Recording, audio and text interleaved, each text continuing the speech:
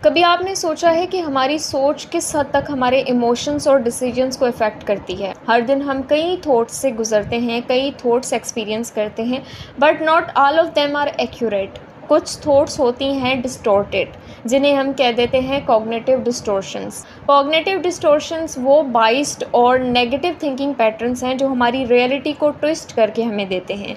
यानी वो थॉट्स जो हमें रियलिटी को सही तरह से परसीव नहीं करने देते, उन थॉट्स को हम कह देते हैं कॉग्निटिव डिस्टॉर्शंस। और इन कॉग्निटिव डिस्टॉर्शंस की भी बहुत ज़्यादा टाइप्स हैं, और आज की वीडियो में हम कुछ कॉमन कॉग्निटिव डिस्टॉर्शंस को एक्सप्लोर करेंगे और देखेंगे कि वो किस तरह से हमारे इमोशंस और डिसीजंस को इफ़ेक्ट करती है। और फिर हम सीखेंगे कि उनसे हमें कैसे निकलना है, हमें अपना जो परसेप्शन है वो उन कॉग्निटिव डिस्टॉर्शंस से कैसे बचाना है और अपने परसेप्शन को रियलिटी पे रखना है, ना कि इन कॉग्निटिव डिस्टॉर्शंस की वजह से अपनी रियलिटी को ट्विस्ट परसीव करके अपनी लाइफ को ख़राब करना है। तो फिर शुरू करते हैं आज की वीडियो। और आज की वीडियो में हम पढ़ेंगे 10 मोस्ट कॉमन कॉग्निटिव डिस्टॉर्शंस। पहली होगी ऑल और नथिंग थिंकिंग, उसके बाद ओवर जनरलाइजेशन, उसके बाद मेंटल फिल्टर पढ़ेंगे, फिर disqualifying the positive, jumping to conclusions, catastrophising, और उसके बाद हम पढ़ेंगे इमोशनल रीजनिंग, शुड स्टेटमेंट्स, फिर हम पढ़ेंगे लेबलिंग एंड डिसलेबलिंग, और लास्ट हम पढ़ेंगे पर्सनलाइजेशन एंड ब्लेम। इन सब को हम डेफिनेशंस और एग्जांपल्स के साथ पढ़ेंगे। आपने वीडियो एंड तक ज़रूर देखनी है ताकि आपको अच्छे से सारी जो कॉग्निटिव डिस्टॉर्शंस हैं वो समझ आ जाएं। फिर शुरू करते हैं पहले कॉग्निटिव डिस्टॉर्शन से, जो कि है ऑल और नथिंग थिंकिंग। बेसिकली इसको हम ब्लैक एंड वाइट थिंकिंग भी कहते हैं या फिर डायकोटमस थिंकिंग कहते हैं। ये एक ऐसी सोच है जहाँ इंसान चीज़ों को सिर्फ दो एक्सट्रीम टर्म्स में देखता है, या चीज़ें बिल्कुल परफेक्ट होनी चाहिए वरना ये फेल्यूर है। इस थिंकिंग में ग्रे एरिया या मिडिल ग्राउंड का कोई कॉन्सेप्ट नहीं होता, यानी हर चीज़ 100% होनी चाहिए वरना वो ज़ीरो है, हर सक्सेस कंप्लीट होनी चाहिए वरना वो फेल्यूर है। यानी कभी कभी ऐसा होता है ना कि कुछ लोग ऐसा सोचते हैं कि अगर कोई चीज़ परफेक्ट नहीं है मतलब वो एक यूजलेस चीज़ है या वो एक फेल चीज़ है। ठीक है, तो ये ऑल और नथिंग थिंकिंग है जहाँ हम हर चीज़ को सिर्फ दो एक्सट्रीम्स पे देखते हैं। अगर मैं इसके एग्जाम्पल की बात करूँ तो अगर एकेडमिक एग्जाम्पल मैं आपको दूँ तो एक अगर स्टूडेंट है और वो सोचता है कि मेरे अगर 100% नहीं आए, 99 या 95 आए, तो मतलब है कि कुछ भी नहीं आया, ये ज़ीरो है क्योंकि 100 नहीं आया। हालांकि रियलिटी में उसको समझ नहीं आता कि 99 या 95 जो है वो भी एक बहुत अच्छा रिज़ल्ट है, लेकिन जो थिंकिंग एरर है वो उसको ये इग्नोर करने पे मजबूर कर देता है कि ये भी अच्छा रिज़ल्ट है। या फिर अगर मैं हेल्थ या फिटनेस की बात करूँ तो कुछ लोग ऐसे डाइट करते हैं तो फिर 5 दिन लगातार डाइट करते हैं, 6वें दिन अगर उन्होंने कुछ खा लिया तो उनको लगता है कि हमारी पूरी डाइट बर्बाद हो गई, अब हम कभी वेट लूज़ नहीं कर सकते। हालांकि यहाँ पर जो हेल्दी माइंड सेट है वो कुछ यूँ है कि अगर कुछ स्लिप हो गया है, एक दिन स्लिप हो गया है, तो कोई बात नहीं, आप फिर भी अपनी जर्नी को कंप्लीट कर सकते हैं विदाउट बीइंग फेल्यूर। अब आप लोगों को समझ आ गया कि जो कॉग्निटिव डिस्टॉर्शन है ऑल और नथिंग थिंकिंग ये क्या है, और इसको मैंने एग्जांपल के साथ भी आपको समझा दिया। तो अब आपके दिमाग में क्वेश्चन आएगा कि व्हाई इट्स हार्मफुल, मतलब ये क्यों हार्मफुल है। तो ये आपकी मोटिवेशन को किल करती है, या आपको लीड करती है टुवर्ड्स लो सेल्फ एस्टीम, या आपके डिप्रेशन या एंजाइटी को इंक्रीज़ कर सकती है, उसको एक्सीड करा सकती है, और ये आपको जो सेलिब्रेटिंग स्मॉल विन्स होती हैं उससे रोकती है कि आप अपने छोटे छोटे जो स्टेप्स हैं उनको सेलिब्रेट करें और खुशी के साथ आगे बढ़ें। ये आपको आगे बढ़ने नहीं देती खुशी के साथ। इसको आप कैसे चेंज कर सकते हैं, how to change this thinking. तो पहला तो आप कर सकते हैं कि आप ख़ुद से पूछें कि अगर कोई चीज़ परफेक्ट या यूज़लेस के बीच में आती है तो वो क्या है। क्या अगर मैं 100% नहीं ला सका, मैं 85 95 तक ले आया हूँ, तो ये यूज़लेस नहीं है, ये मिडिल ग्राउंड है, ये ग्रे एरिया है, और ये इसका मतलब ये नहीं है कि यूज़लेस रिज़ल्ट है। उसके अलावा आप रीफ्रेम कर सकते हैं अपने थॉट्स को कि जहाँ पे आपको थॉट्स आते हैं कि मैं फ़ेल हो गया, वहाँ पर आप उस थॉट को इम्प्रूव कर सकते हैं कि मैं इसमें और बेहतरी ला सकता हूँ, या नेक्स्ट टाइम मैं इससे अच्छा लाने की कोशिश करूँगा। ये एक स्टेप था और आगे चल के मैं थोड़ा सा और बेहतर शेयर कर लूँगा। और लास्ट में आप फोकस कर सकते हैं अपनी प्रोग्रेस पे ओवर परफेक्शन। बेसिकली ये जो ऑल और नथिंग थिंकिंग है हमें इस नज़र से चीज़ें देखने पे मजबूर कर देती है, जो ज़िंदगी के रियलिस्टिक बैलेंस से बिल्कुल अपोजिट होती हैं। हर चीज़ का मतलब फेल्योर नहीं होता, वो एक लर्निंग स्टेप भी हो सकता है। सो नेक्स्ट टाइम जब भी आपको ये थॉट्स आएँ, आप पॉज करें और पूछें खुद से कि क्या ये सच में इतना ब्लैक एंड वाइट है, या इसमें कोई और मिडिल ग्राउंड या ग्रे एरिया भी है जो मुझे दिखाई नहीं दे रहा, जो थिंकिंग एरर की वजह से मैं मिस कर रहा हूँ। सेकंड आ जाता है over journalisation. Over journalisation basically हम तब करते हैं जब हम एक एक्सपीरियंस पर हम पूरी लाइफ को जज करना स्टार्ट कर देते हैं। यानी कि अगर हमारा एक एक्सपीरियंस बुरा रहा है तो हमारी पूरी लाइफ के जो भी एक्सपीरियंसेस होंगे वो बुरे होंगे, या एक एक्सपीरियंस अच्छा आ रहा है तो हम सोचेंगे कि अब हर एक्सपीरियंस हमारा अच्छा रहेगा। यानी कि it's like turning a single drop into a whole ocean of negativity. यानी कभी ऐसा होता है ना कि कोई इंसान अपनी एक गलती या नेगेटिव एक्सपीरियंसेस की वजह से अपने बारे में कोई होल परमानेंट कंक्लूजन निकाल देता है। जैसे अगर मैंने मैथ का एग्ज़ाम इस बार फ़ेल कर दिया तो अब हमेशा ही मैथ के एग्ज़ाम में मैं फ़ेल होता रहूँगा। या फिर कोई अगर इंटरव्यू दे कर आ रहा है जॉब की और उसको जॉब नहीं मिल रही, उसका इंटरव्यू अच्छा नहीं जा रहा, तो उसको लगेगा कि अगर इस जॉब के लिए मुझे रिजेक्ट कर दिया गया है, इसका मतलब है कि आने वाली हर जॉब के लिए मुझे रिजेक्ट कर दिया जाएगा। इसका बैलेंस थॉट कुछ यूँ होना चाहिए कि भाई जो रिजेक्शन है ये भी प्रोसेस ऑफ लर्निंग है। आपको पहले जो चीज़ें नहीं पता थी, अब आपको वो चीज़ें अच्छे से पता होंगी। आपको पता होगा कि कैसे आपको इंटरव्यू अटेंड करना है, कैसे जवाब देने हैं। लेकिन हम इस वाली रियलिटी को स्केप कर देते हैं। हम लोग ओवर जनरलाइजेशन के थॉट पैटर्न में आ जाते हैं और हम लोग सोचते हैं कि अब अगर एक इंटरव्यू अच्छा नहीं गया तो आगे आने वाला कोई भी इंटरव्यू अच्छा नहीं जाएगा। अच्छा, ये क्यों हार्मफुल है? ये हार्मफुल इसलिए है क्योंकि ये आपके अंदर क्रिएट करता है नेगेटिव आइडेंटिटी। यानी कि अगर एक इंसान समझता है कि मेरे आने वाले सारे इंटरव्यू ही बुरे जाएंगे क्योंकि मेरा ये इंटरव्यू बुरा गया है, मैं इस जॉब के लिए रिजेक्ट कर दिया गया हूँ, तो आप सोचें कि वो बोलेगा कि भाई मैंने आगे इंटरव्यू देना ही नहीं है, मैं दूँ क्यों, क्योंकि मैंने फ़ेल ही होना है। तो ये आपकी जो ग्रोथ है, जो आपके एफ़र्ट्स हैं, उनको ब्लॉक करता है कि कुछ करने का आगे कोई फ़ायदा ही नहीं है। और ये आपके अंदर जो आपकी होपलेसनेस है, एंजाइटी है, डिप्रेशन है, इनको जनरेट करता है, इनको एक्सीड कराता है आपके अंदर। अब देखेंगे कि how to challenge overgeneralisation. तो पहला आ जाएगा रियलिटी चेक, कि आपने खुद को रियलिटी चेक देना है कि ये सिर्फ एक इवेंट है जिसको मैं बहुत ज़्यादा एग्जैजरेट कर रहा हूँ, या फिर वो एक आपका फेज़ आता है ना जब आपको एक दो जगह से रिजेक्शन मिलती है तो आपको लगता है कि हर जगह ही रिजेक्शन है।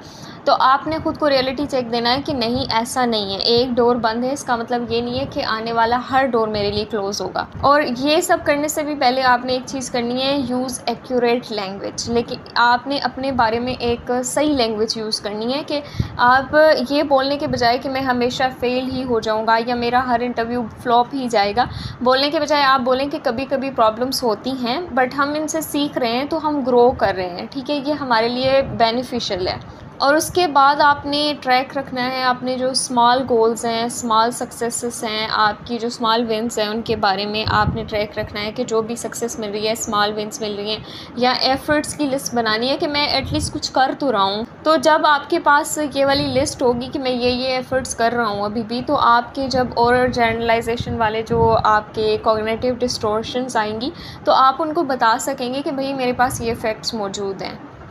और आप लोगों ने हमेशा याद रखना है कि ओवर जनरलाइजेशन हमें एक नैरो लेंस प्रोवाइड करती है ज़िंदगी को देखने के लिए। हर एक्सपीरियंस को वो लेबल करना स्टार्ट कर देती है और हर छोटी सी गलती को हम परमानेंट डिसीजन समझना स्टार्ट कर देते हैं। ये हमारी ग्रोथ को रोकता है। तो नेक्स्ट टाइम जब भी आपको ये थॉट्स आएँ कि मैं कभी कुछ ठीक नहीं कर सकता, तो आपने खुद को याद दिलाना है कि एक बार हुई गलती का मतलब ये नहीं है कि आप हमेशा ही ऐसा करते। Mind reading and mental filter. Hey guys, welcome back to my channel. हम पढ़ रहे थे कॉग्निटिव डिस्टॉर्शंस, और कॉग्निटिव डिस्टॉर्शंस में हमने दो तरह की लास्ट वीडियो में पढ़नी थी। पहली हमने पढ़ी थी ऑल और नथिंग थिंकिंग, और दूसरी ओवर जनरलाइजेशन हमने पढ़ी थी। आज हम थर्ड से स्टार्ट करेंगे जो कि है माइंड रीडिंग। तो माइंड रीडिंग तब होती है जब हम बिना किसी प्रूफ के अज्यूम कर लेते हैं कि दूसरा बंदा हमारे बारे में क्या सोच रहा है, या किसी भी सिचुएशन या इवेंट के बारे में वो इंसान क्या सोच रहा है। और यूजुअली ये हम नेगेटिव सोच रहे होते हैं कि ये इंसान मेरे बारे में ये नेगेटिव चीज़ सोच रहा है, या उसने मेरे साथ ये करने की कोशिश की, उसने ऐसा सोचा कि ऐसा हो जाएगा। या बहुत सारे लोग कहते हैं कि वो मुझे पसंद नहीं करता, उससे मेरी बात बोरिंग लग रही थी। लेकिन ऐसा असल में नहीं होता, हमें उससे पूछ कर ही पता चलेगा ना, हम किसी का माइंड रीड तो नहीं कर सकते। तो बहुत सारे लोग कहते हैं कि हम लोगों ने उसके फेस एक्सप्रेशन से या उसके गेस्चर्स से समझ लिया।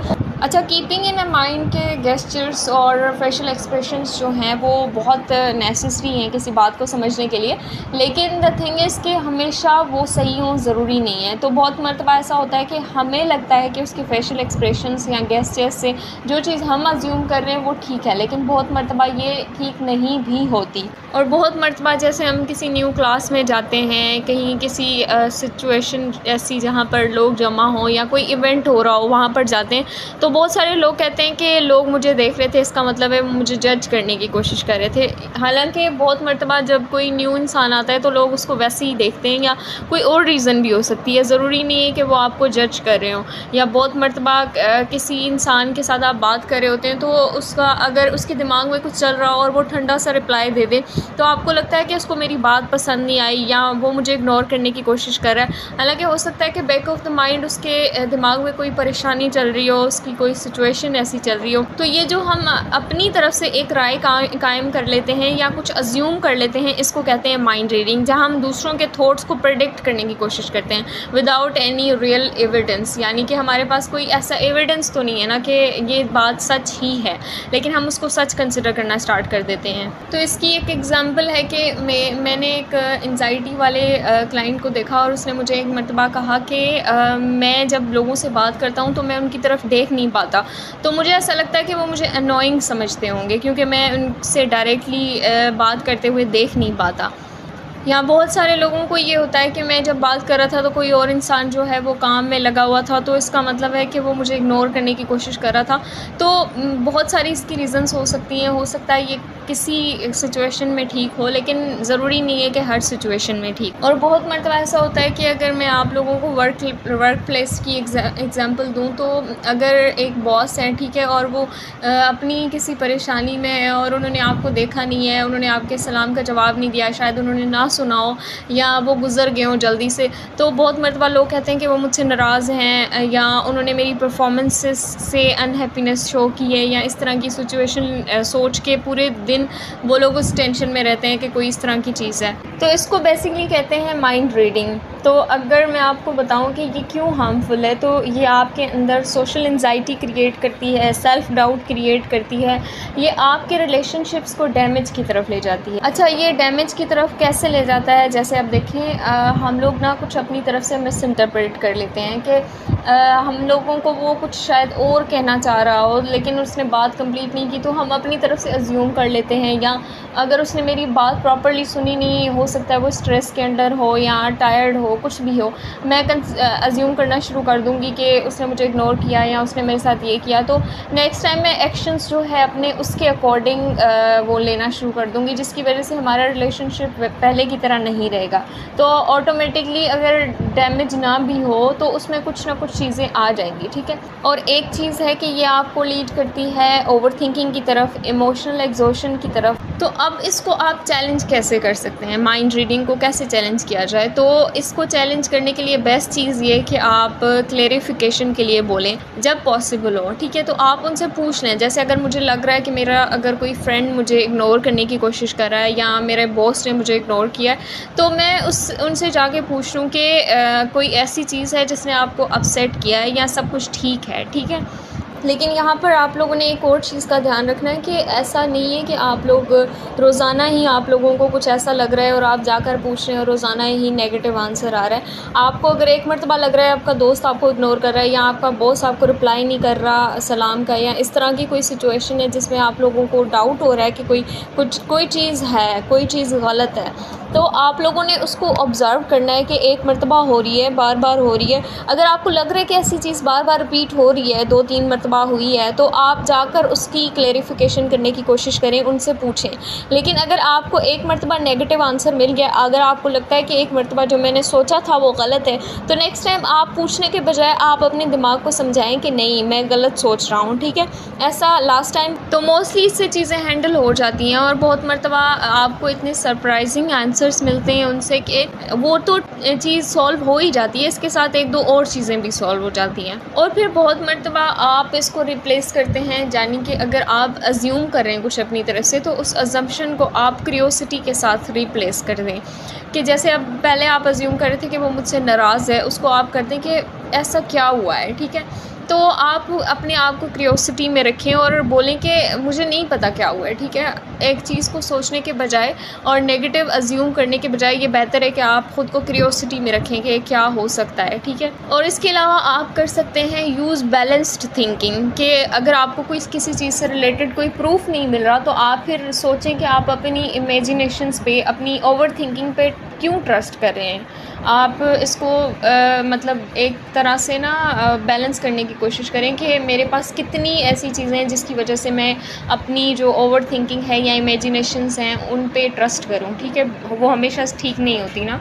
इसके अलावा आप इसको चैलेंज करने के लिए एक और चीज़ कर सकते हैं, focus on facts not feelings. Just because कोई चीज़ आपको फील हो रही है डजंट मीन कि वो रियलिटी है, ठीक है। इसके अलावा आपने हमेशा ये याद रखना है कि हम सब माइंड रीडर्स नहीं बन सकते, ना हम हैं ना बन सकते हैं। हर साइलेंस का मतलब इग्नोरेंस नहीं होता, हर एक्सप्रेशन का मतलब जजमेंट नहीं होता। और जब भी कोई थॉट आए उसको चैलेंज करना सीखें, क्योंकि बहुत मरतबा डिस्टॉर्टेड थॉट्स हमारा फॉल्ट होते हैं, जो हमारे रिलेशनशिप्स को, हमारे कॉन्फिडेंस को, हमारे पीस को, सबको डैमेज करके रख देते हैं। तो नेक्स्ट टाइम आप जब भी माइंड रीडिंग कर रहे हो, आपने खुद से ये वाले सवाल पूछने हैं कि क्या मैं अपनी माइंड रीडिंग पे रिलाई कर सकता हूँ? क्या मैं हर सिचुएशन पे अपनी ओवर थिंकिंग की वजह से, अपनी इमेजिनेशंस की वजह से एक्ट कर सकता हूँ, डिसीजन ले सकता हूँ, या उन पे इतना रिलाई करके अपनी लाइफ के सारे डिसीजंस उनके हवाले कर सकता हूँ, या और कितने % कर सकता हूँ, कब कब कर सकता हूँ। ये चीज़ें आपने हमेशा सोचनी है जब भी आपको लगे कि आप माइंड रीडिंग करें, कुछ अपनी तरफ से अज्यूम करने की कोशिश। अच्छा, अब माइंड रीडिंग के बाद है mental filter. Mental filter basically एक ऐसी थिंकिंग एरर है जहाँ इंसान किसी भी सिचुएशन का सिर्फ नेगेटिव हिस्सा फ़िल्टर करके देखता है और पॉजिटिव चीज़ों को इग्नोर कर देता है। जैसे पूरे कैनवस पे एक ब्लैक डॉट पे फोकस करना और बाकी सफाई, रंग, ब्यूटी सब भूल जाना, सब चीज़ों को इग्नोर करके आप सिर्फ ये सोचते हैं कि ये ब्लैक डॉट जो है वो बहुत प्रोमिनेंट है। अच्छा हुआ आपके साथ किसी सिचुएशन में अच्छा हुआ भी हो, किसी ने अच्छा किया भी हो, लेकिन दिमाग में सिर्फ बुरा अटका रहता है कि इस इंसान ने, इस सिचुएशन ने मेरे साथ ये बुरा किया था। आपको सारी जो अच्छाइयाँ होती हैं, जो बेहतरियाँ होती हैं, वो सारी भूल जाती हैं। आपको लगता है कि क्या चीज़ बदतर है। जैसे अगर कोई इंसान है और उसने आपको 10 चीज़ें अच्छी बोली हैं, आपको 10 अच्छी बातें सिखाई हैं, आपके बारे में अच्छी बातें बोली हैं, या आपकी सिचुएशन से रिलेटेड कोई अच्छी राय दी है, लेकिन हल्का सा उसने अगर नेगेटिव कमेंट कर दिया है या एक ऐसी चीज़ बोली है जो आपको पसंद नहीं आई है, तो आपकी जो सोच है वो सिर्फ नेगेटिव बात पे अटक जाएगी कि मेरी ये सिचुएशन देख के भी उसने ये लफ्ज़ बोला था मुझे। तो ये होता है मेंटल फ़िल्टर, जहाँ हम रियलिटी का जो सिर्फ डार्क साइड है वो देखते हैं, बाकी सब इग्नोर कर देते हैं कि बाकी रियलिटी के डार्क साइड के अलावा क्या क्या चीज़ें हैं। या फिर अगर आप क्लास में बैठे हुए हैं और आपकी टीचर ने कहा कि आपकी जो राइटिंग है वो बहुत स्ट्रॉन्ग है, बहुत प्यारी है, लेकिन आपको ग्रामर पे थोड़ा सा फोकस करने की ज़रूरत है, तो बहुत मरतबा हम लोग सुनते हैं कि टीचर ने कहा था कि मुझे ग्रामर नहीं आती, मैं कभी अच्छी राइटिंग नहीं कर सकता, ये वाले थॉट्स आना शुरू हो जाते हैं। और अगर मैं मेंटल फ़िल्टर करना स्टार्ट कर दूं और मैं बोलूं कि मैंने वीडियो बनाई थी यूट्यूब पे और उसको 10 लोगों ने लाइक किया है, लेकिन कोई अगर एक ऐसा इंसान था जिसने डिसलाइक कर दिया, मैं बस उसको सोचना शुरू कर दूं कि एक डिसलाइक है यानी कि वीडियो अच्छी नहीं है, बोरिंग है, मैं सही पढ़ाती नहीं हूँ, मतलब इस तरह की सोचें आना शुरू हो जाएँ, तो इसको हम कहते हैं मेंटल फ़िल्टर।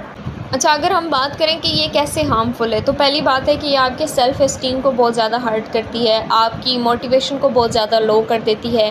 आपकी कांस्टेंट जो नेगेटिव फ़िल्टर है वो आपको दुनिया को बहुत ज़्यादा होपलेसनेस दिखाने की कोशिश करती है कि आपको लगता है कि कुछ किसी चीज़ का फ़ायदा नहीं है, हर चीज़ बुरी है। जैसे अगर मैं सुबह उठती हूँ और मेरी बहन ने मुझे कुछ बोला और मैं उसको सोच रही हूँ कि उसने जो अच्छी चीज़ें बोली मैं उनको इग्नोर कर रही हूँ, एक बुरी चीज़ सोचती रहूँ। फिर मैं ऑफ़िस जाऊँ, वहाँ पे किसी एक इंसान की मैं सारी अच्छाइयाँ भूल के उसकी एक नेगेटिव बात को सोचती रहूँ। फिर सारा दिन मेरा ऐसे गुज़रे और फिर मैं रात को आकर भी ऐसे ही करूँ किसी की नेगेटिव। तो अगर मैं दिन में सारा टाइम नेगेटिव चीज़ों को फ़िल्टर करके उन पे फ़ोकस करने की कोशिश करूँ, तो एक दिन आएगा मैं थक जाऊँगी, मैं कहूँगी दुनिया अच्छी नहीं है, सब लोग बुरे हैं और दुनिया बहुत होपलेस लगना शुरू हो जाएगी मुझे। तो मेरे साथ वो वाली सिचुएशन हो जाएगी कि मेरे सामने इतनी प्यारी पिक्चर होगी, मेरे सामने इतना ब्यूटीफुल व्यू होगा, लेकिन मैं सिर्फ देख रही क्या होंगी कि एक दाग है उस पिक्चर पे, या जो व्यू मुझे दिख रहा है उसमें मुझे कुछ सुलाखें नज़र आ रही हैं। तो इसको कहते हैं मेंटल फ़िल्टर। अच्छा, हम इसको कैसे चेंज कर सकते हैं? अपने फ़ोकस को शिफ्ट करके पहली बात है कि हम खुद से पूछेंगे कि क्या मैं सिर्फ एक पार्ट पे फ़ोकस कर रही हूँ, बाकी सारी चीज़ें कैसी हैं। जैसे अगर मुझे लग रहा है कि मेरी बहन ने मुझे कुछ गलत बोला है या कुछ नेगेटिव बोला है, तो मैं उसकी बोली हुई सारी चीज़ें एक पेज पे लिख दूँ और फिर मैं बोलूँ कि इतनी अच्छी चीज़ें भी तो बोली हैं। मतलब अपने फ़ोकस को उन अच्छी चीज़ों पे शिफ्ट करना स्टार्ट कर दूँ। अच्छा, उसके अलावा ये अभी जैसे राइटिंग की मैंने बात की, तो आप पूरी पिक्चर भी देख सकते हैं। और एक ये भी हो सकता है कि आपको अगर किसी के बारे में कोई नेगेटिव थॉट आ रहा है, तो आप उसकी 3 पॉजिटिव चीज़ों को भी सोचो और कॉन्शियसली सोचने की कोशिश करो कि उसने ऐसा भी किया था, उसने ऐसा भी किया था, उसने ऐसा भी कहा था। इसके अलावा टॉक इट आउट, यानी कि आप उसके बारे में बात कर सकते हैं। जैसे कि अगर मुझे किसी की बात बुरी लग रही है, तो किसी ट्रस्टेड फ्रेंड के साथ या किसी थेरेपिस्ट के साथ या किसी ऐसे इंसान के साथ जिसका मुझे लगता है कि उसका जो व्यू होगा वो न्यूट्रल होगा, वो बिल्कुल मेरी साइड भी नहीं लेगा, बिल्कुल जो अदर पर्सन है उसकी साइड भी नहीं लेगा, तो उसके सामने मैं पूरी सिचुएशन रखूं और उसका पॉइंट ऑफ व्यू देखूं। हो सकता है उसका जो व्यू है, उस सिचुएशन को देखने का नज़रिया है, वो मेरे फ़िल्टर को ख़त्म कर दे और फिर मुझे सारी पिक्चर देखना, मैं पूरी पिक्चर देखने शुरू हो जाऊं। इसके अलावा ग्रेटिट्यूड प्रैक्टिस हो सकती है कि अगर मैं सारा दिन हर दिन की एक ये हैबिट बना लूं कि मैंने दिन में अच्छी चीज़ों पे फोकस करना है, तो ये जो आपके डिस्टॉर्टेड थॉट्स होते हैं उनको वीक करता जाता है। तो बेसिकली मेंटल फ़िल्टर एक इनविजिबल चश्मा है या ऐसी ग्लासेस हैं जिसको लगाने के बाद आपको दुनिया की जो रंगीनियाँ हैं वो पूरी बुरी लगना शुरू हो जाती हैं, आपको हर चीज़ डार्क दिखना शुरू हो जाती है, आपको किसी चीज़ की जो अच्छी चीज़ें हैं, पॉजिटिव साइड है, वो दिखना ख़त्म हो जाता है। लेकिन आपके पास ये पावर है कि आप उस चश्मे को उतारें और फुल पिक्चर को देख के फिर अपनी जजमेंट दें, फिर अपने थॉट्स को शेप करें। तो नेक्स्ट टाइम जब भी आपके सामने कोई ऐसी सिचुएशन आए, कोई छोटी सी क्रिटिसिज्म कर दे या कोई ऐसा मोमेंट आए, तो आपने ये सारी चीज़ें सोचनी है और आपने देखना है कि आप कैसे इस मेंटल फ़िल्टर को चैलेंज कर सकते हैं, कैसे अपनी ज़िंदगी में बेहतरी ला सकते हैं। Disqualifying the positive and jumping to conclusions. Next हमारे पास आ जाता है डिस्क्वालीफाइंग द पॉजिटिव। ये डिस्टॉर्शन तब होती है जब इंसान पॉजिटिव एक्सपीरियंसेस, अचीवमेंट्स और कॉम्प्लीमेंट्स को एक्सेप्ट नहीं करता, यानी उन्हें इग्नोर या डिसमिस करना स्टार्ट कर देता है। यानी ये तब होता है जैसे अगर मेरे सामने किसी ने कोई अच्छी बात कही मेरे बारे में, मेरी किसी चीज़ से रिलेटेड, तो मैं कहना शुरू कर दूँ बस उसने ऐसे ही कह दिया, उसने मस्का मारा होगा, मुझे तो सिर्फ लक से मिल गया, मैं डिज़र्व नहीं करता, या इस तरह की चीज़ें बोलना शुरू कर दूँ। It's like have a mental positive blocker. यानी अगर कोई मुझे कॉम्प्लीमेंट दे रहा है तो मैं उसको डोंट कंसिडर कर रही हूँ, या अगर कोई मेरी तारीफ़ करने की कोशिश कर रहा है तो मैं उसे कह रही हूँ यार मत करो, ऐसा कुछ भी नहीं है, मैं इतनी अच्छी नहीं हूँ। या फिर अगर कोई मेरी अचीवमेंट है, कोई इसको अप्रिशिएट करने की कोशिश कर रहा है तो मैं सोचना शुरू कर दूँ कि यार बस करो, ये तो लक की बात है, मैं इतनी बड़ी कोई कुछ भी नहीं हूँ, मेरे अंदर कोई ऐसी चीज़ ही नहीं है कि मैं ऐसी चीज़ कोई डिज़र्व करूँ। तो इस सब चीज़ों को, इस बिहेवियर को कहते हैं डिस्क्वालीफाइंग द पॉजिटिव। अच्छा, इससे मुझे अभी याद आया, मैं कुछ दिनों पहले अपनी किसी एक दोस्त को कह रही थी कि तुम्हारी स्माइल बहुत प्यारी है, तो उसने आगे से मुझे कहा कि नहीं यार बस कैमरा का एंगल सही था। यानी इस चीज़ को हम कहते हैं कॉम्प्लीमेंट को डिसमिस करना। या मैंने अपनी किसी दोस्त को कहा था कि यार तुम तो बहुत अच्छे पेपर्स देती हो, हमेशा टॉप करती हो, तो उसने मुझे कहा था कि यार इतने इजी पेपर्स हैं, तुम समझो मैं कुछ पढ़ती नहीं हूँ। इसका मतलब कि उसने अपनी जो अचीवमेंट्स हैं उसको कह दिया कि भाई नहीं, ये मेरी हार्ड वर्क की वजह से नहीं है, बल्कि ये इसलिए क्योंकि टीचर ने पेपर ही इतना ईजी बनाया था। या मैंने बहुत मरतबा ऐसे लोगों को कहते हुए सुना है कि अगर उनकी आप तारीफ़ कर दो कि तुम्हारा प्रोजेक्ट अच्छा था या इस तरह की, तो वो कहते हैं कि मेरी तो कोई मेहनत नहीं है, टीम ने काम किया था, कुछ ख़ास नहीं। मतलब अपने जो सारा हार्ड वर्क है उसको आप किसी और को क्रेडिट दे रहे हैं, ये अच्छी चीज़ है। आप दूसरों को भी अप्रिशिएट करें, उनको भी क्रेडिट दें, लेकिन ये ज़रूरी है कि आप एप्रिसिएशन भी ख़ुद से स्टार्ट करें और फिर दूसरों को अप्रिशिएट करें, या फिर दूसरों को भी करें और ख़ुद को भी करें। अच्छा, तो ये होता है आपका जो डिस्क्वालीफाइंग पॉजिटिव, और ये क्यों हार्मफुल है? क्योंकि ये आपके अंदर का जो कॉन्फिडेंस है, सेल्फ़ कॉन्फिडेंस है, उसको किल कर देता है, उसको ख़त्म कर देता है। आपके रीइंफोर्सेस लो कर देते हैं आपकी सेल्फ़ वर्थ को, आपको रोकते हैं अपनी लाइफ को जॉय और ग्रेटिट्यूड के साथ स्पेंड करने से। हमेशा ऐसा लगता है कि हम कभी कुछ भी इनफ नहीं कर पाते। मतलब आपको ऐसा लगता है कि जो भी मैं करूँगा वो किसी और की वजह से होगा, या कोई और सिचुएशन होगी जिसमें मेरा लक चल जाएगा। मतलब कुछ मैं कर ही नहीं रहा, जो हो रहा है वो खुद हो रहा है। अच्छा, इसको हम चैलेंज कैसे कर सकते हैं? इसको चैलेंज करने के लिए पहली बात तो है कि आपने पोज़ करना है और एक्सेप्ट करने की कोशिश करनी है। तो जब भी आप पोज़ करोगे और जब आपकी कोई तारीफ़ करे, आपकी अचीवमेंट की कर रहा है, आपकी कर रहा है, आपके फ़ीचर्स की कर रहा है, जिस चीज़ की भी कर रहा है, आपने थैंक यू कहना सीखना है, इंस्टेड कि आप जस्टिफिकेशंस देना शुरू कर दें, या जो डिनाइल है उसको करना स्टार्ट कर दें। तो no justification, no denial, just thank you. और इसके लिए एक बेस्ट चीज़ जो है, आपने दिन में जो भी आपकी विन्स हैं, जो भी अचीवमेंट्स हैं, उसको लिखना शुरू कर दें। बेशक वो छोटी सी विन हो, बेशक वो छोटी सी आपकी जो अकॉम्प्लिशमेंट हो वो हो। अगर मैंने आज अपने बॉस से कुछ अच्छे वर्ड्स सुने अपने बारे में, अपने वर्क के बारे में, तो मैं उसको लिखूँगी अपने पास और मैं उसको अपने पास रखूँगी। तो जब भी नेक्स्ट टाइम मेरा दिमाग डिस्क्वालीफाइंग पॉजिटिव करने की कोशिश करेगा, तो मैं उसके लिए पहले से ही प्रूफ रखूँगी कि भाई मैं ये भी करती हूँ। इसका मतलब है कि मैं भी प्रोडक्टिव हूँ। इसका ये हरगिज़ मतलब नहीं है कि जो कुछ हो रहा है वो खुद ही हो रहा है, लक की वजह से हो रहा है, या लोग कर रहे हैं, या जो चीज़ अच्छी है वो बस खुद ही है। इसके अलावा आप एक और चीज़ कर सकते हैं, नोटिस द पैटर्न। जब भी तुम एक्सीडेंटली पॉजिटिव चीज़ को डिसमिस करना शुरू कर दो, तो पॉज़ करो और ख़ुद से पूछना स्टार्ट कर दो कि क्या सच में ये ऐसी चीज़ है जिसको मैं डिनाई करूं, या मुझे डिनाई करना चाहिए ऐसी चीज़ को। जो भी आपको एप्रिसिएशन मिल रही है, जो अप्रेज़ल मिल रहा है, इसको मैं डिनाई करने की कोशिश कर रहा हूँ, तो क्या वाकई मुझे इसको डिनाई करना चाहिए, या ये सिर्फ़ एक डिस्टॉर्टेड थॉट की वजह से हो रहा है, मुझे इसको प्रिवेंट करना चाहिए। और अपने थॉट्स को यहाँ रीफ्रेम करने की कोशिश करें कि जब भी आपको लगे कि ये सब कुछ लक की वजह से हो गया है, तो आप बोलें कि हाँ, शायद लक की वजह से हुआ है, लेकिन लक भी मेरी मेहनत की वजह से है। तो एक चीज़ आपने याद रखनी है कि ज़िंदगी में अगर हम हर चीज़ को नज़रअंदाज करना स्टार्ट कर दें, तो हम कभी भी अपनी वैल्यू नहीं करवा सकते, ना खुद से ना दूसरों से। और जो ये डिस्क्वालीफाइंग पॉजिटिव एक ऐसी हैबिट है जो आपको क्वाइकली आपकी जो सेल्फ़ एस्टीम है उसको डैमेज करती रहती है।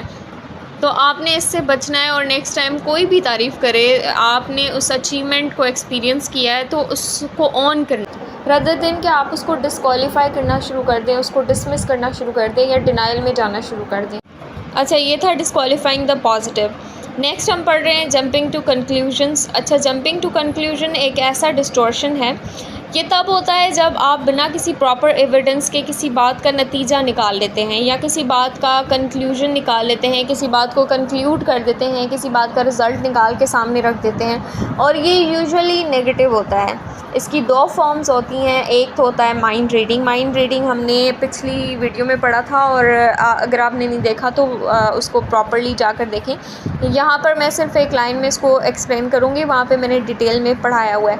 माइंड रीडिंग वो मुझे पसंद नहीं करता, या अपनी तरफ से कोई भी अजम्पशन अपने दिमाग में बना लेना किसी भी सिचुएशन से रिलेटेड, कि मैं एक इंसान के बारे में अज्यूम कर रही हूँ कि ये ऐसा चाहता है, या ऐसा पसंद करता है, या मुझे इग्नोर कर रहा है, उसने मुझे कहा नहीं है लेकिन मैं अपनी तरफ से अज्यूम कर लूँ, तो इसको कहते हैं mind reading.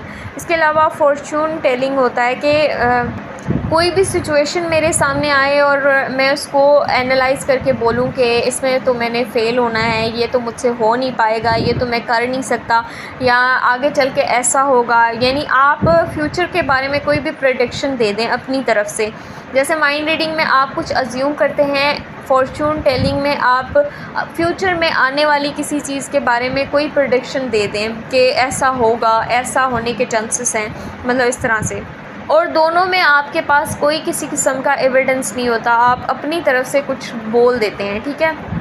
It's like playing जज, jury and psychic all at once with zero proof. यानी एक कोई सिचुएशन आए जिसमें आपसे किसी ने बात नहीं की या थोड़ा टाइम गुजर गया, तो आपका दिमाग फ़ौरन से बोल दे कि शायद ये मुझसे नाराज़ है, या कोई एग्ज़ाम होने वाला है, ठीक है, और आप फ़ौरन से बोल दें कि फ़ेल तो वैसे भी होना ही है।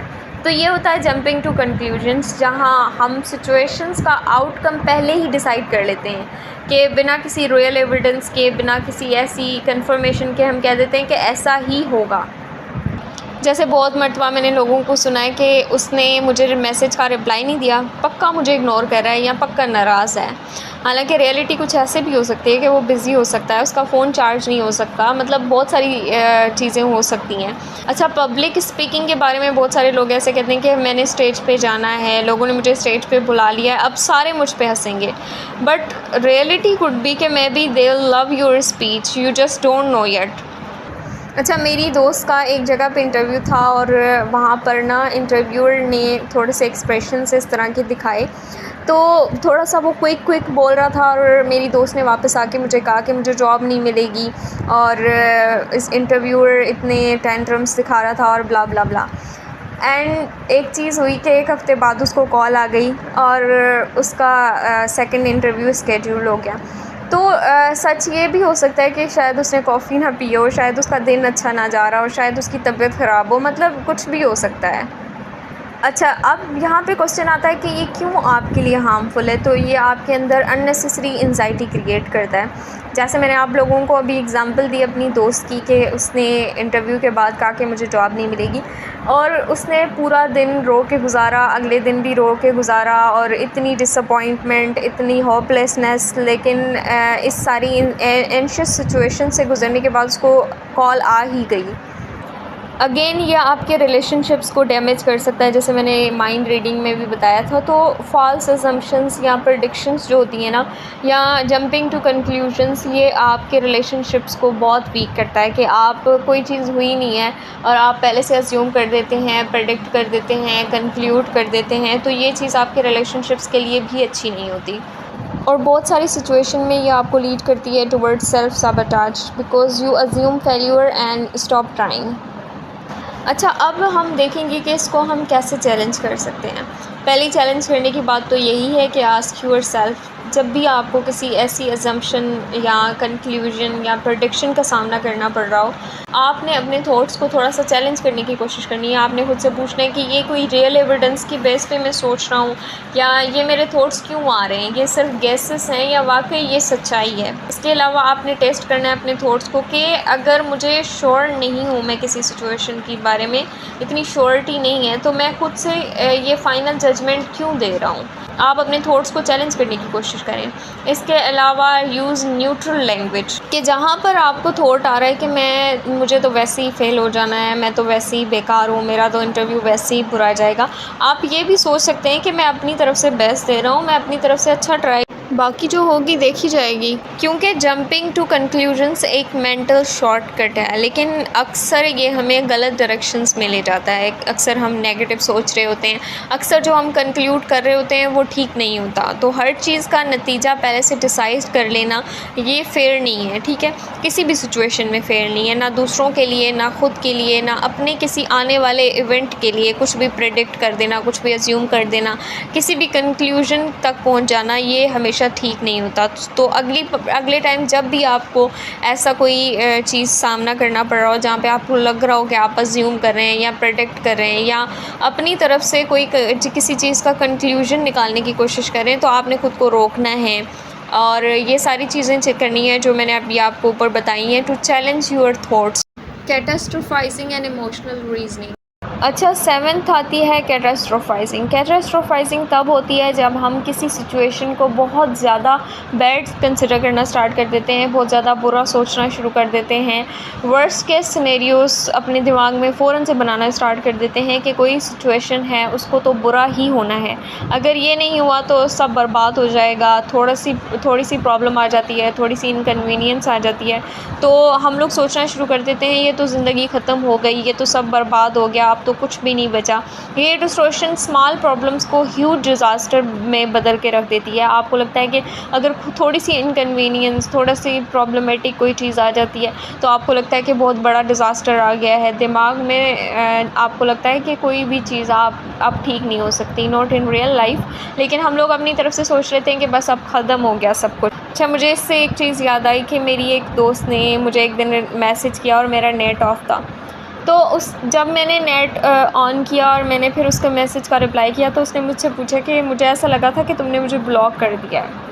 मतलब इतनी छोटी सी बात पे कि मैंने उसको रिप्लाई टाइम पे नहीं किया या उसका मैसेज डिलीवर नहीं हुआ तो उसको लगा कि मैंने उसको ब्लॉक कर दिया है, दोस्ती ख़त्म कर दी है।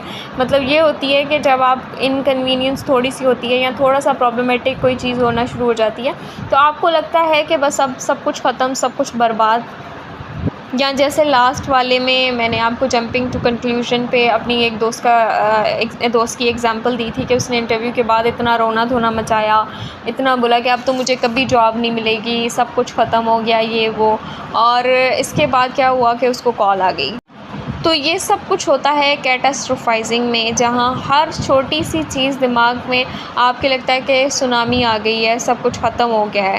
या बहुत सारे लोगों को ऐसा लगता है कि मुझे 2-3 दिनों से सर में दर्द है तो मुझे ट्यूमर हो गया है, मुझे ब्रेन कैंसर है, कुछ इस तरह की है।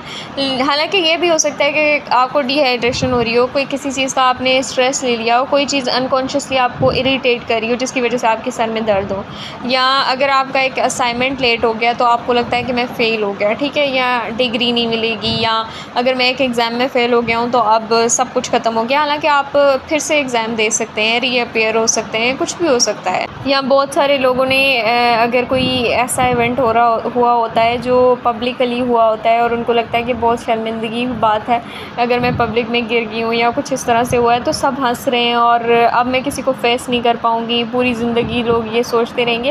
हालांकि most people forget such moments with in minutes, literally उनको याद भी नहीं रहता कि ऐसा कुछ हुआ है कभी। अच्छा, इसके बाद हम बात करते हैं कि ये क्यों हार्मफुल है। तो ये हार्मफुल इसलिए है क्योंकि ये आपके अंदर ट्रिगर करता है पैनिक अटैक्स को, ये आपके अंदर ट्रिगर करता है ओवर रिएक्शंस को, कि कोई भी बात हो छोटी सी और आप इतनी बड़ी बना के अपने सर पे बिठा लेते हैं उस बात को और इतना सोचते हैं कि वो बात वाकई बड़ी हो जाती है। आपको लगता है कि अब मुझे रिएक्ट करने की ज़रूरत है, आप रिएक्ट करते हैं और वो रिएक्ट नहीं होता, वो ओवर रिएक्ट होता है कि आप उस सिचुएशन को इतना अपने ऊपर ले लेते हैं कि आपको फिर लगता है कि अब कुछ ठीक नहीं होगा। ये आपकी जो लॉजिकल थिंकिंग है उसको स्टॉप कर देता है, बिल्कुल ख़त्म कर देता है, कि आपके अंदर से लॉजिक बिल्कुल ख़त्म हो जाता है कि अगर मुझे जॉब नहीं मिली या मैं अगर एक डिग्री हासिल नहीं कर पाया, एक पेपर में फ़ेल हो गया हूँ, तो इसका मतलब ये बिल्कुल भी नहीं है कि मेरी ज़िंदगी ख़त्म हो गई है, ठीक है। ज़िंदगी में और भी बहुत सारी चीज़ें हैं। ये आपके अंदर की जो होप होती है, आपके अंदर की जो मोटिवेशन होती है, इसको बिल्कुल ख़त्म कर देता है। यानी कि अगर एक जगह से आपको रिजेक्शन आ गया है, क्योंकि देखो एक जॉब के लिए 1000 लोग अप्लाई करते हैं और 1000 लोग एक जॉब के लिए सिलेक्ट नहीं हो सकते, तो अगर आपने उस एक रिजेक्शन की वजह से अपने ऊपर इतना हावी कर लिया उसको कि आप इतना ओवर रिएक्ट कर रहे हैं, पैनिक अटैक्स आ रहे हैं आपको, आपकी लॉजिकल थिंकिंग बंद हो गई है, तो ये आपके मोटिवेशन को किल कर सकता है, आपके होप्स को किल कर सकता है कि आपको अब उम्मीद ही नहीं रहेगी, आप मोटिवेट ही नहीं होंगे कि आप कहीं और अप्लाई करें। और बहुत मरतबा ऐसा होता है कि ये आपका जो नॉर्मल डेली का रूटीन का जो स्ट्रेस है उसको कन्वर्ट कर देता है इमोशनल ब्रेकडाउन में, कि छोटी सी कोई बात हो गई, किसी ने डांट दिया घर में, तो ये पार्ट ऑफ लाइफ है, आपके साथ ऐसी 1000 चीज़ें होंगी, लाइफ है, इसमें बहुत सारी चीज़ें होती हैं, तो आप इसको कन्वर्ट कर देते हैं इमोशनल ब्रेकडाउन में, कि आप रोना धाना शुरू कर दें, आप सब कुछ ख़त्म हो गया है, अब मेरे लिए कुछ रहा ही नहीं है, तो ये आपके लिए बहुत हार्मफुल होता है। अच्छा, इसके बाद हम देखते हैं कि हम इस कैटास्ट्रोफाइजिंग को कैसे चैलेंज कर सकते हैं। तो हम इसको चैलेंज कर सकते हैं सबसे पहले तो पूछ के कि what's the worst that can realistically happen, यानी क्या ऐसी चीज़ है जो रियलिस्टिकली बहुत बुरी हो सकती है, ठीक है। क्या ये वाकई लाइफ एंडिंग सिचुएशन है या सिर्फ अनकंफर्टेबल सिचुएशन है जो पास हो जाएगी, अभी थोड़ी देर में ख़त्म हो जाएगी। उसके बाद अपनी प्रॉब्लम को स्केल करना सीखें कि कोई भी प्रॉब्लम आती है आपने उसकी इंटेंसिटी और फ्रीक्वेंसी को स्केल करना है कि ये प्रॉब्लम इधर 10 आउट ऑफ 10 है या 4 आउट ऑफ 10 है। ऐसी सिचुएशन पहले हुई थी, उसकी रिज़ल्ट में क्या क्या हुआ और इधर वो बियरेबल था या नहीं था, और अब मुझे क्या लगता है कि फ्यूचर में क्या होगा। It helps put things in perspective, कि आपको पता होता है कि किस स्केल पे कहाँ रिलाई कर रहा है ये प्रॉब्लम, और इसके बारे में जो मेरे थॉट्स हैं उनको मैंने कैसे शेप करना है। फिर रियलिटी चेक, यही जो मैंने आपको थोड़ी देर पहले बताया कि पास्ट में बहुत सारी ऐसी सिचुएशंस होती हैं जिनसे हम निकल आते हैं, ठीक है। तो हम उन सिचुएशंस को भी थोड़ा सा वो लुक करें कि भाई ऐसी सिचुएशंस पहले भी आ चुकी हैं और मैं उनसे निकल आई थी, तो वाई नॉट दिस टाइम। और लास्ट चीज़ आप कर सकते हैं, replace your drama with calmness, कि जब आपको लगे कि सब कुछ ख़त्म हो गया, बस ज़िंदगी बर्बाद हो गई है मेरी, सब कुछ ख़त्म हो गया, सुनामी आ गई है, तो ये आप ये भी सोच सकते हैं कि ये एक डिफ़िकल्ट सिचुएशन है, ये मैनेजेबल है, ये कभी तो मैनेज हो जाएगी ना। ऐसा तो नहीं है कि हमेशा ही रात रहेगी, दिन भी तो होता है कभी ना कभी। और हमेशा ये बात याद रखें कि ज़िंदगी में प्रॉब्लम्स होती हैं, लेकिन हर प्रॉब्लम का मतलब ये नहीं होता कि डिज़ास्टर आ गया है, सुनामी आ गई है, सब कुछ ख़त्म हो गया है। कैटास्ट्रोफाइजिंग दिमाग को ओवर रिएक्टिंग करने पे मजबूर कर देती है, जहाँ हर छोटी सी चीज़ आपको एंड ऑफ द वर्ल्ड लगती है कि बस अब ज़िंदगी ख़त्म, दुनिया ख़त्म, सब कुछ ख़त्म। सो अपने देखने का एंगल चेंज करें, अपने प्रॉब्लम्स को स्केल करना सीखें, अपने थॉट्स को कंट्रोल करना सीखें। अगर कंट्रोल नहीं होते थॉट्स, तो आप उनको खुद को कंट्रोल ना करने दें एटलीस्ट। और जब अगले टाइम आपके दिमाग में कोई ऐसी हाइपर थॉट्स आएँ या आपको लगे कि बस सब कुछ ख़त्म हो गया, तो नेक्स्ट टाइम आपने सब कुछ ख़त्म होने वाले थॉट्स को चेंज करना है, थोड़ा रुकना है, सांस लेनी है, खुद को समझाना है। अच्छा, कैटास्ट्रोफाइजिंग के बाद आता है इमोशनल रीजनिंग। इमोशनल रीजनिंग नाम से ही हमें पता चल रहा है जहाँ पर हम इमोशंस को रीज़न कंसिडर करें हर चीज़ के लिए। अगर मुझे ऐसा फ़ील हो रहा है तो बस ऐसा ही है, यही सच है। ये है इमोशनल रीजनिंग, जहाँ हम इमोशंस को रियलिटी का प्रूफ समझना स्टार्ट कर देते हैं कि अगर मुझे वर्थलेसनेस फ़ील हो रही है तो मैं वर्थलेस हूँ, ये मतलब है कि ये सच ही है, ठीक है। अगर मुझे लग रहा है कि सब मुझे जज कर रहे हैं, सब मुझे पसंद नहीं करते, सब मुझे इग्नोर करने की कोशिश कर रहे हैं, तो ये वाकई ऐसा है। अगर मुझे लग रहा है कि मेरा रिज़ल्ट अच्छा नहीं आएगा, तो वाकई नहीं आएगा। मतलब अगर मुझे जो चीज़ें फ़ील हो रही हैं उसके बेस पे मैं डिसीजन लेना शुरू कर दूँ, उसके बेस पे मैं एक्ट करना स्टार्ट कर दूँ, तो ये चीज़ होती है जिसको हम कहते हैं इमोशनल रीजनिंग, जहाँ पे हम फैक्ट्स को बिल्कुल इग्नोर कर देते हैं कि हमारे लिए फ़ैक्ट्स कुछ भी नहीं होते। हमारे लिए जो चीज़ होती है वो होते हैं इमोशंस। अगर मेरे इमोशंस ऐसा कह रहे हैं तो बस वो सच कह रहे हैं। मुझे थॉट्स का और जो बाकी चीज़ें हैं उनका जो डायरेक्शन है वो है इमोशंस, ठीक है। अगर मुझे ऐसा फ़ील हो रहा है तो बस ऐसा ही होगा, यही रियलिटी है, फैक्ट्स कुछ भी नहीं है। यानी कि अगर एक इंसान का बुरा फेज़ चल रहा है और उसको लग रहा है कि लाइफ पॉइंटलेस है, तो वो सोचे कि भाई ऐसा ही सच है, क्योंकि मुझे ऐसा फ़ील हो रहा है तो बस यही सच है। या फिर किसी को अगर एंजाइटी है और वो एंशियसनेस फ़ील कर रहा है, तो उसको लगेगा कि बस अब कुछ बुरा होने वाला है, क्योंकि मुझे फ़ील हो रहा है कि बुरा होने वाला है, दैट मीन्स कि होने वाला है। यानी एक ऐसी सिचुएशन, इमोशनल रीजनिंग को हम कुछ ऐसा कंसिडर कर लेते हैं जहाँ पे हम अपनी फीलिंग्स को रियलिटी के ग्लासेस पहना देते हैं कि जो फीलिंग्स देख रही हैं वही रियलिटी है। इसकी एग्जांपल्स में कुछ आ जाएंगी। अगर वर्थलेस की मैं एग्जांपल बोलूँ, तो अगर एक इंसान सोचेगा कि मैं डिप्रेस्ड फील कर रहा हूँ तो मैं वर्थलेस हूँ, मैं लूज़र हूँ, मैं किसी काम का नहीं हूँ। रियलिटी ये भी हो सकती है कि you are just going through something tough, या आप इस बार आपको बर्न आउट हो रहा है, आपको कुछ ऐसे सफोकेशन हो रही है, कुछ भी हो सकता है, डजंट डिफाइन योर वर्थ। और ऐसा पॉसिबल है कि बहुत मर्तबा ऐसा होता है कि कुछ लोगों को लगता है कि सब मुझे जज कर रहे हैं, ठीक है, तो उनको ऐसा फ़ील हो रहा होता है विदाउट एनी एविडेंस, तो ये उसको सच कंसिडर करना स्टार्ट कर देते हैं।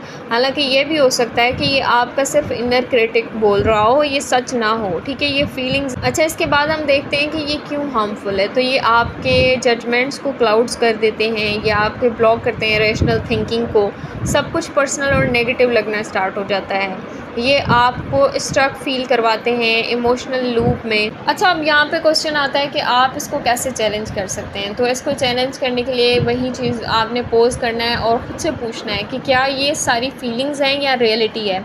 फैक्ट्स और रियलिटी और फीलिंग्स में फ़र्क है, ठीक है। आपने हमेशा फैक्ट्स के बेस पे रियलिटी को जनरेट करना है, ना कि फीलिंग्स के बेस पे रियलिटी को शेप करना स्टार्ट कर देना है कि मुझे ऐसा फ़ील हो रहा है तो ये रियलिटी है, ठीक है। इसके अलावा आप कर सकते हैं separate your emotions from evidence, कि जब मुझे लग रहा है कि मैं एंशियस फ़ील कर रही हूँ, इसका मतलब ये बिल्कुल भी नहीं है कि सब कुछ बुरा होने वाला है, सब कुछ बुरा है, ठीक है। और इसके अलावा आप कर सकते हैं name it, don't become it, ठीक है।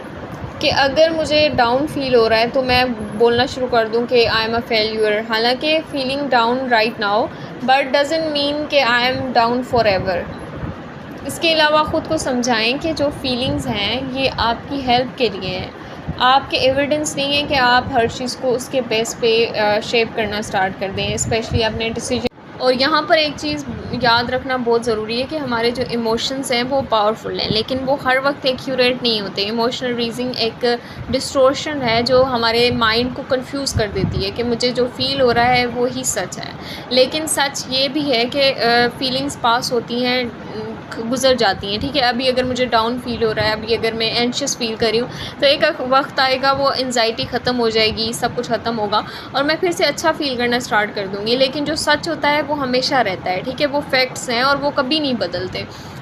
अलग टाइम पे अलग चीज़ों पे फोकस करना है, ठीक है। हमेशा ज़रूरी नहीं है कि जो फीलिंग्स कह रही हैं वही सच हो।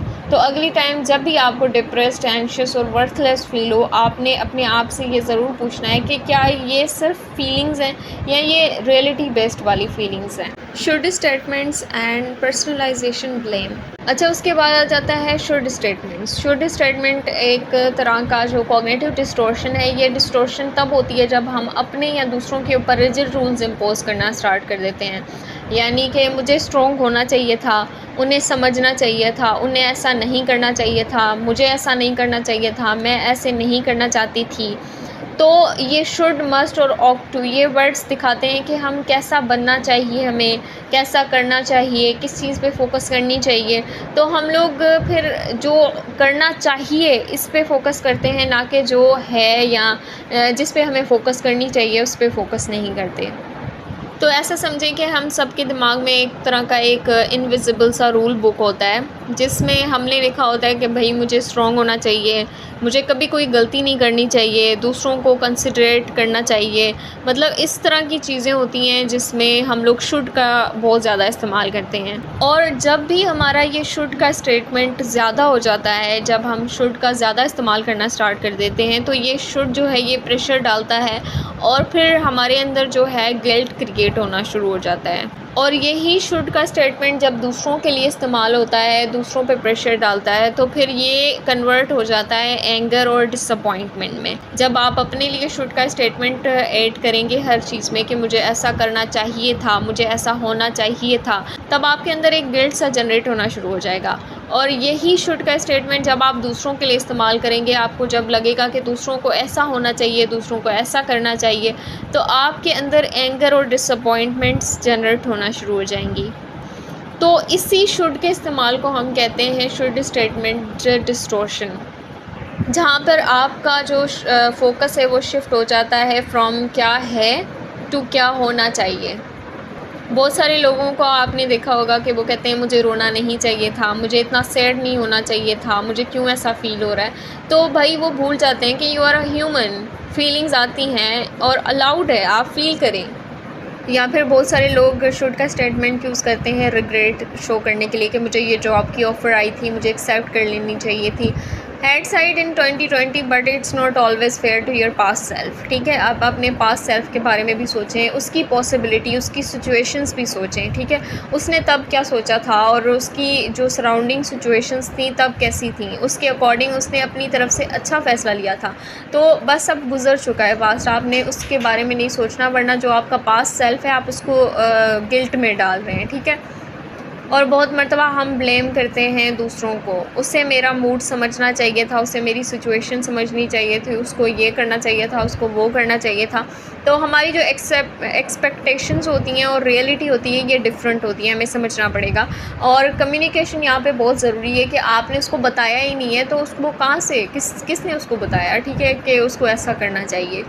और इसके अलावा प्रोडक्टिविटी प्रेशर, कि मुझे हर वक्त प्रोडक्टिव होना चाहिए, मुझे हर वक्त बस काम करते रहना चाहिए, मुझे हर वक्त बस पढ़ते रहना चाहिए। तो बहुत सारे लोग ये जो शुड स्टेटमेंट यूज़ कर रहे होते हैं वो बहुत मर्तबा भूल जाते हैं कि we are humans, we need rest. हम बहुत मर्तबा डिसअपॉइंट हो जाते हैं, हम बहुत मर्तबा अच्छा फ़ील नहीं कर रहे होते, जिसकी वजह से हम फोकस नहीं कर सकते। बहुत मर्तबा इट्स ओके टू रेस्ट। अच्छा, ये आपके लिए क्यों हार्मफुल है? ये आपके लिए हार्मफुल है क्योंकि ये क्रिएट करता है आपके अंदर गिल्ट को।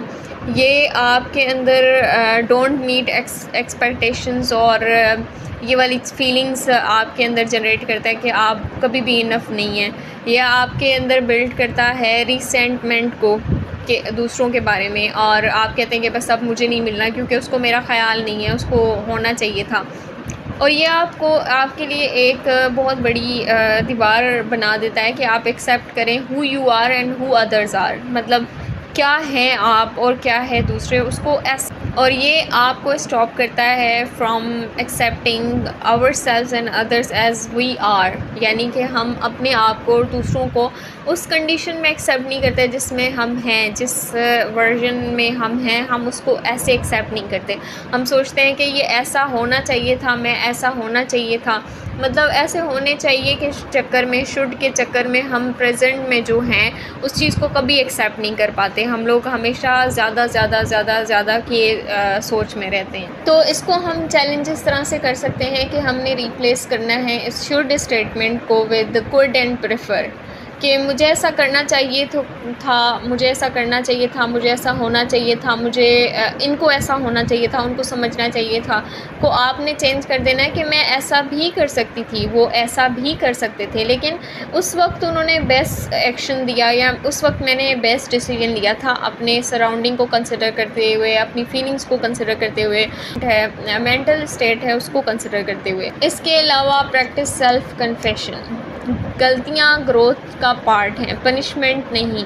इसके अलावा बनाएं फ्लेक्सिबिलिटी के लिए अपने अंदर एक रूम के आपको पता होना चाहिए कि आपको फ्लेक्सिबल होना चाहिए सिचुएशंस की एक्सेप्टेंस से रिलेटेड और हर चीज़ से रिलेटेड। लाइफ रिजल्ट नहीं होती तो सोच भी थोड़ी सी लाइफ की तरह होना चाहिए, फ्लेक्सिबल। और कम्युनिकेट इंस्टेड ऑफ एक्सपेक्टिंग, के इंस्टेड ऑफ के उन्हें समझना चाहिए था, ट्राई मुझे उनसे क्लियरली बात करनी चाहिए थी ताकि उनको समझ आए, क्योंकि ये एक जो शुड स्टेटमेंट है ये एक इनविजिबल केज की तरह होता है, पिंजरे की तरह, जहाँ हम खुद को पनिश करते रहते हैं फॉर नॉट बीइंग परफेक्ट, या दूसरों को परफेक्ट ना देखते हुए हम खुद को पनिश करते रहते हैं, सोचते रहते हैं, अजियत में रहते हैं। लेकिन ज़िंदगी एक स्ट्रेट लाइन नहीं होती, हर इंसान, हर इमोशन और हर डिसीजन थोड़ा रॉ, थोड़ा रियल होता है, ठीक है। सो अगली टाइम जब भी आपके दिमाग में ऐसा कोई थॉट आए जो आपको शुड स्टेटमेंट कहने पे मजबूर कर दे, तो आपने ऐसा करना है कि आपने ये नहीं सोचना कि मुझे ऐसा नहीं करना चाहिए था, मुझे ऐसा करना चाहिए था। आपने ख़ुद को रोकना है और पूछना है खुद से कि क्या ये रूल मेरी ग्रोथ में हेल्प कर रहा है या थोड़ा और सफोकेशन और थोड़ी सी और स्ट्रगल जनरेट कर रहा है, ठीक है। अगर मैं पास्ट के बारे में भी सोच रही हूँ, मुझे वो जॉब एक्सेप्ट कर लेनी चाहिए थी, तो क्या अभी ये सोचना और शुड लगाना इस सिचुएशन में मेरे लिए अभी करंटली कितना हेल्पफुल है। क्योंकि कभी कभी जो शुड है ये आपके दिमाग के अंदर एक शोर जनरेट करता है जो आपको आने वाली स्ट्रगल्स में भी बहुत ज़्यादा हर्ट करके और अच्छा 10th नंबर पे आ जाता है पर्सनलाइजेशन एंड ब्लेम। यानी पर्सनलाइजेशन तब होती है जब हम हर नेगेटिव सिचुएशंस का ज़िम्मेदार हम खुद को बना लेते हैं या फिर दूसरों को एक्सेसिवली ब्लेम करना स्टार्ट कर देते हैं कि बिना सिचुएशन को रियलिस्टिकली देखे, उसको पूरी तरह से देखे बगैर या तो ख़ुद को ज़िम्मेदार बना देंगे या दूसरों को ब्लेम करना स्टार्ट कर देंगे कि ये सब मेरी वजह से हुआ है, या अगर मैं थोड़ा बेहतर होती तो ये ना होता, मैं अगर थोड़ा सा अच्छा बिहेव कर देती तो ऐसा ना होता, या दूसरों को ब्लेम करते रहना कि उसने मुझे हमेशा से हर्ट किया है, उसकी गलती है, ये सिचुएशन उसकी वजह से पैदा हुई है। ये डिस्टोर्शन, इस डिस्टोर्शन में या तो हम इस डिस्टोर्शन में या तो हम ओवर रिस्पॉन्सिबल बन जाते हैं या फिर ज़ीरो रिस्पॉन्सिबिलिटी एक्सेप्ट करते हैं, या तो बिल्कुल ख़ुद को ज़िम्मेदार बना देते हैं या दूसरों को ही ब्लेम करते रहते हैं। अगर कोई अगला इंसान अच्छे से बिहेव नहीं कर रहा, उसके मूड स्विंग्स चल रहे हैं, तो आप फ़ौरन से सोचना स्टार्ट कर दें कि शायद मैंने ही कुछ गलत कह दिया होगा, मेरी कोई बात बुरी लग गई होगी, मेरी किसी एक्शन की वजह से उसका मूड ख़राब हुआ होगा। या अगर आपका किसी के साथ कोई रिलेशनशिप ख़त्म हुआ है, किसी के साथ कोई दोस्ती ख़त्म हुई है, तो आपने सोचना स्टार्ट कर देना है कि मेरी वजह से ही हुआ है, मैं ही ठीक नहीं हूँ, मेरी एक्शन ठीक नहीं है, मैंने ही कुछ गलत किया होगा। तो यह है पर्सनलाइजेशन, जहाँ हम अपने दर्द को भी बर्दाश्त करते हैं और रिस्पॉन्सिबिलिटी एक्सेप्ट करके उनके हिस्से का दर्द भी हम खुद ही बर्दाश्त करते हैं। और कुछ लोग इसके बिल्कुल अपोज़िट करते हैं कि हम लोग अपोज़िट सोचना शुरू कर दें कि जो भी सिचुएशन है उस पे बस दूसरों को ब्लेम करना स्टार्ट कर दें। अगर कोई किसी का मूड ख़राब है तो उसका मूड भी उसकी वजह से ही ख़राब है, उसकी ही सारी गलती है।